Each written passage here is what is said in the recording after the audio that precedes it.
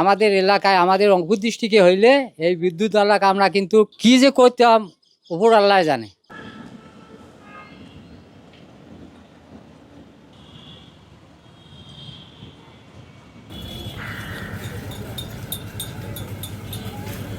Load shedding এর যন্ত্রণায় আমরা অতিষ্ঠ।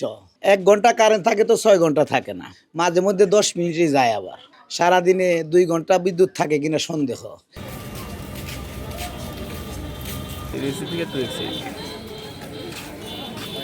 টানা সপ্তমবারের মতো বেস্ট টিস্যু পেপার ব্র্যান্ড হিসেবে স্বীকৃতি পেয়েছে বসুন্ধরা টিস্যু। সমস্যা যদি গেল বিদ্যুৎ একবার থাকে, আধা ঘন্টা থাকলে 2 ঘন্টা থাকে না।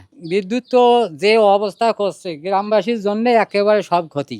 এই বিদ্যুৎ আমাদের এলাকায় আমাদের রংপুর ডিস্ট্রিক্টে হইলে এই বিদ্যুৎ এলাকা আমরা কিন্তু কি যে করতাম উপর আল্লাহ জানে।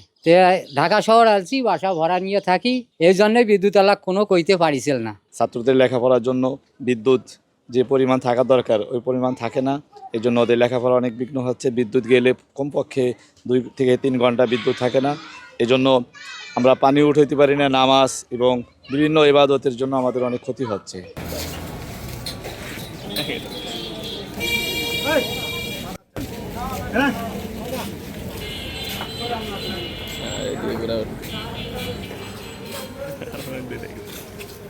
কারেন্টের অভাবে আমাদের সময়ের কাজ সময় মতো হয় না, তারপরে ঠিকমতো প্রোডাকশন দিতে পারি না, তারপরে গরমের মধ্যে কাজ করা অনেক সমস্যা হয়।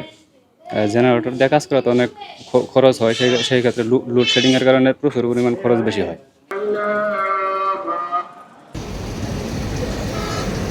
আমাদের এখানে দেখা যায় দিনে 10 ঘন্টা আমাদের ওয়ার্কিং টাইম, তার মধ্যে থেকে আমরা 5 ঘন্টায় প্রায় কারেন্ট পাই না, যার ফলে আমাদের জেনারেটরের উপর নির্ভর করতে হয়, ডিজেলের উপর নির্ভর করতে হয়। এটা আমাদের প্রোডাকশন কস্টিংটা অনেক দাঁড়িয়ে ফেলে।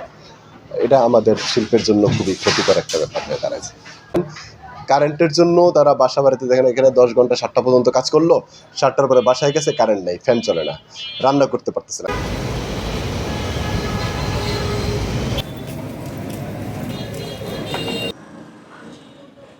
এলিভেটেড এক্সপ্রেসের শাটডাউন দিছে। আচ্ছা, বুঝছেন?